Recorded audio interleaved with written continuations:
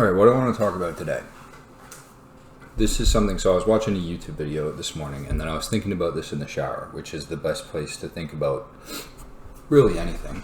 But what I was thinking about is there's this, it's not an idea. What would be the best way to describe it? I don't know. There's this process. Everybody in every country is voting this year, or not everybody, but I have like a news thing pulled up here. I think it's about 60 or 70 countries were voting for national leadership this year, 2024. Something like around 50% of the world's population, just an absurd number for any given year, right? And in those elections, so looking at this right here, in Western democracies, 40 of 54 elections have gone the way of the, not of the incumbents. I don't know what the opposition, right? So whoever was already in office got voted out 40 out of 54 times, which again is just such a skew from what you would expect. I personally, without any sort of real understanding of political science, which doesn't matter because I don't have a platform, so anything I say here is entirely inconsequential. I would expect around chance. I would think like, okay, you have 50 countries, they all go to the polls, 25 would be the incumbent, 25 would be the opposition. I don't know. That seems about right to me. I don't know if that is right, but that makes perfect sense to me. But anyways, 40 of 54 go the way of the opposition. And I think there's a very clear reason for that. And I don't have numbers on this, so I can't really point to anything concrete to say this. But there has been, since COVID, a global economic downturn. I don't think that's any surprise to anybody. I think the second COVID started spreading, people were pretty conscious of the fact of the influence that would have, right? Because production had to freeze in a lot of places, manufacturing had to freeze in a lot of places. There was just a general suppression of the economy in almost the entire world that's going to have sweeping consequences, and those consequences do not get felt immediately, right? They get felt over a long period of time. It stretches. So we already saw through like 2021, 2022, 2023, into 2024, the economic repercussions of COVID-19, right?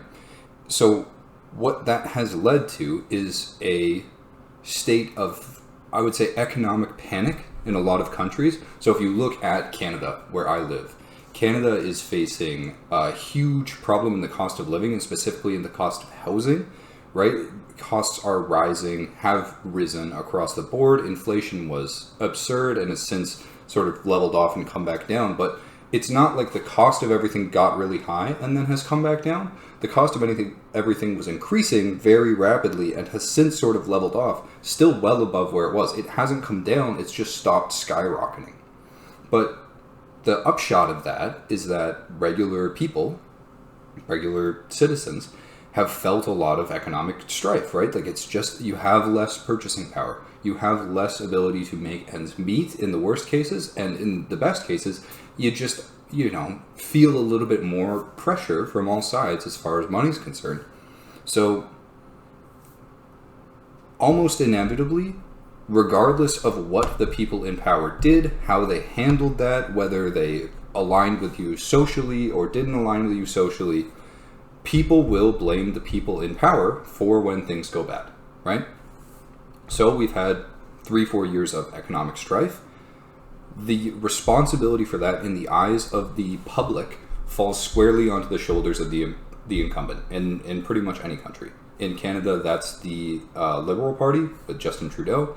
In other countries, it belongs to other people. So I'll put pictures of people whose names I mentioned up on the screen if I can find them, just to give a little bit of context to anybody who's not entirely familiar. But if you look globally over the elections this year, the people coming in had a certain defining set of characteristics, which I want to talk on a little bit. So again, just to hammer home the point that this has been felt in a lot of different ways in a lot of different countries. Like Japan is having a massive economic crisis. They already had the collapse of the yen carry trade. They're having troubles with replenishing the workforce because their birth rates are so incredibly low. South Korea, I think, is facing a similar issue. I actually think a lot of Eastern countries are.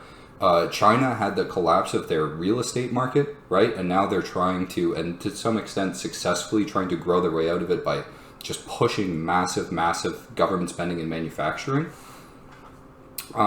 Obviously, Russia and Ukraine have tanked without any surprise. The economies of both countries and the economies of any country really tangentially involved in it.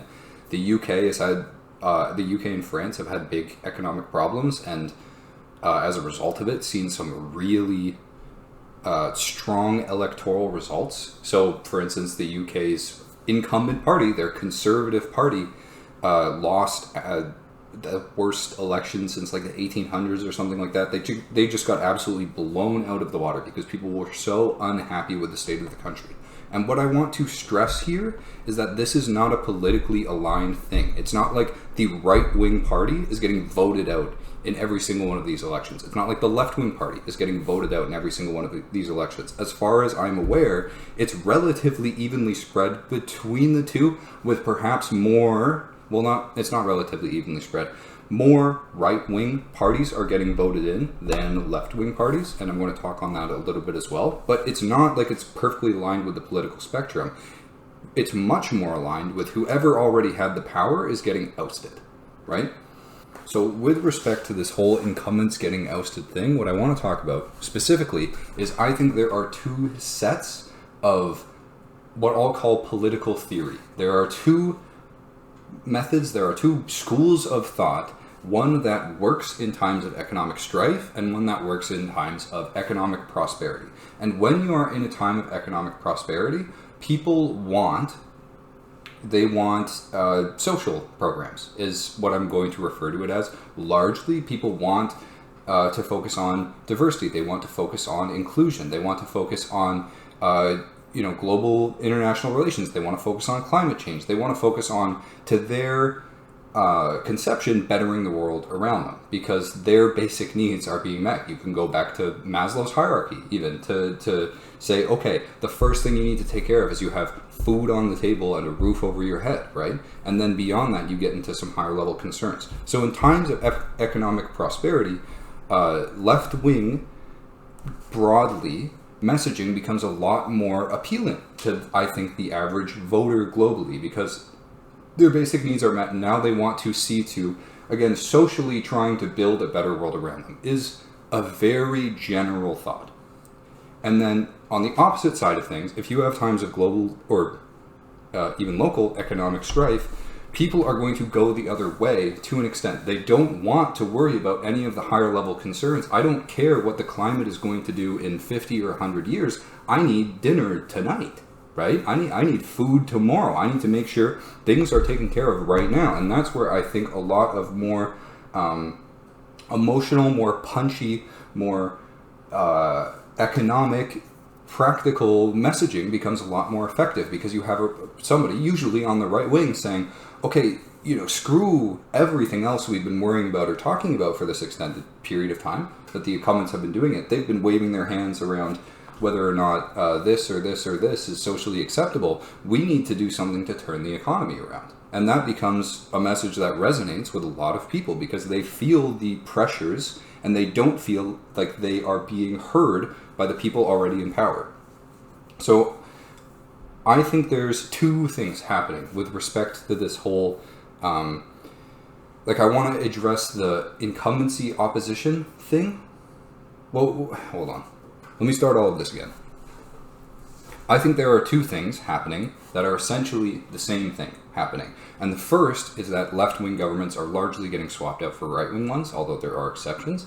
And the second is that incumbents are largely getting swapped out for oppositions.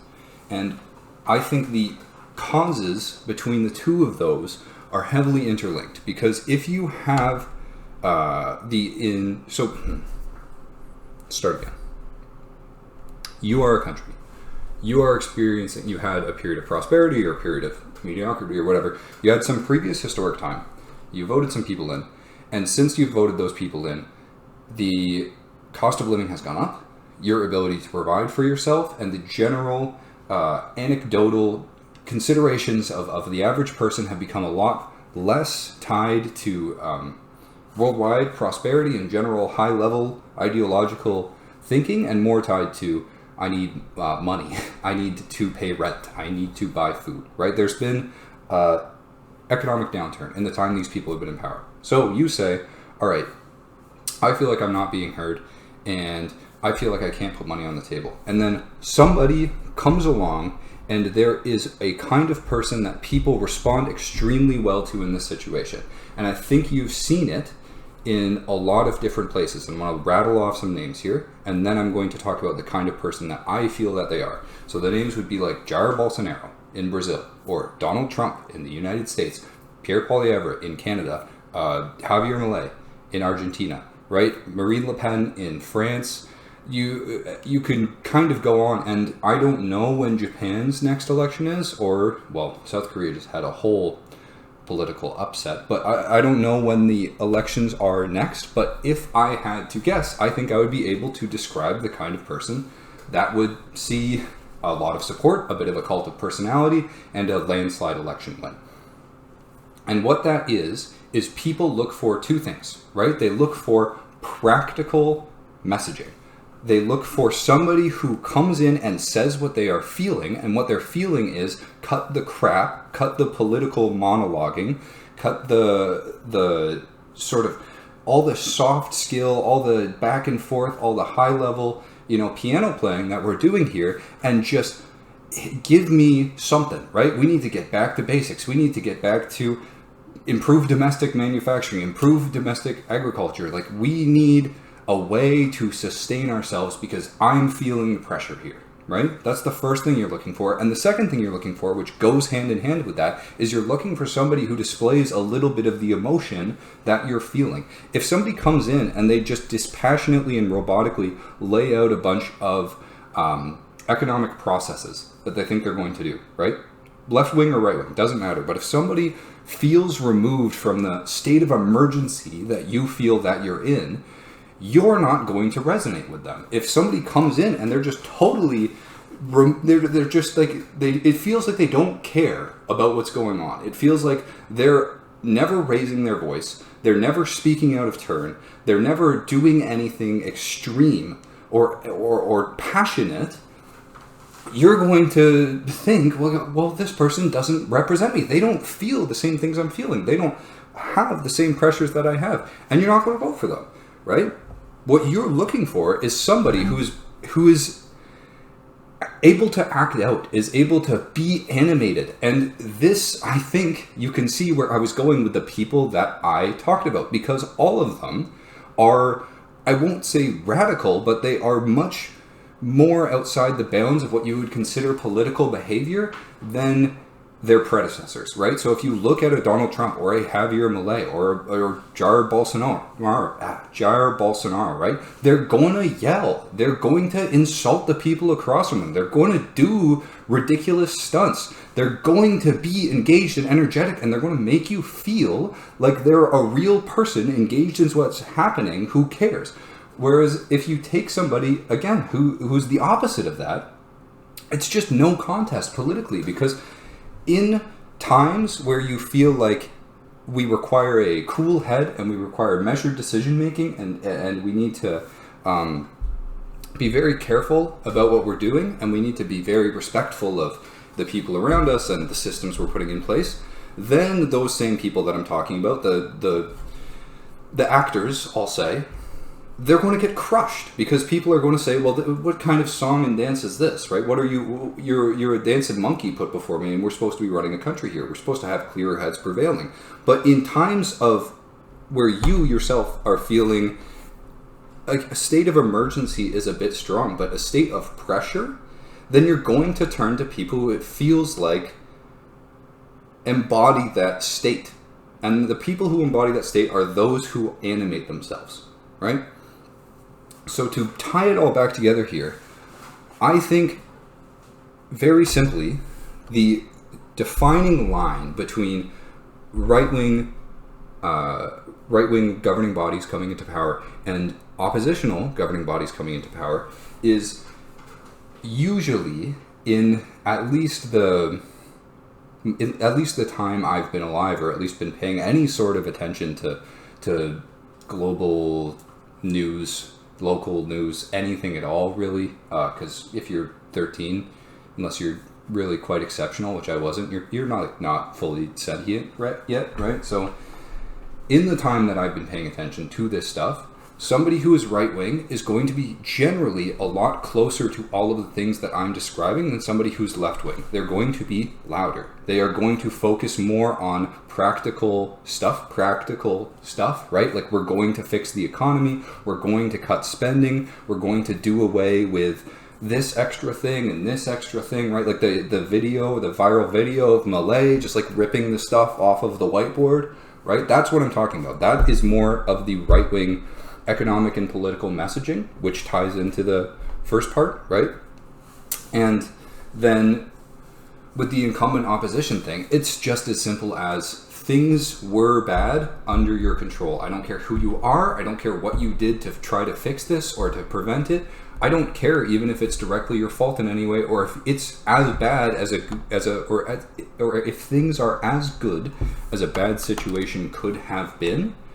I'm voting you out. I'm giving somebody else a chance at the reins. So those two things in conjunction are why you're seeing this global push towards a more right wing, towards an opposition, to people coming in with fire and brimstone and saying, get rid of everything. Now's the time for massive change. Now's the time to drain the swamp, cut down the establishment. Politicians are all corrupt. The state is all corrupt.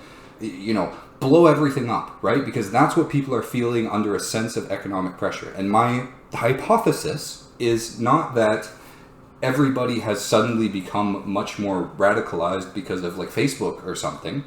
My hypothesis is that pressure stems from people's ability to make their basic needs, or to meet their basic needs, to have their basic needs met, right?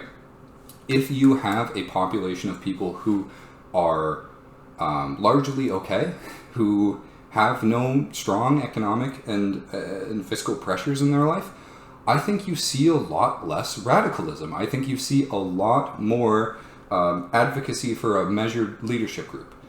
But when things turn to a state of pressure, you start to see the tempers rise, and the people with those risen tempers have some success in political forums.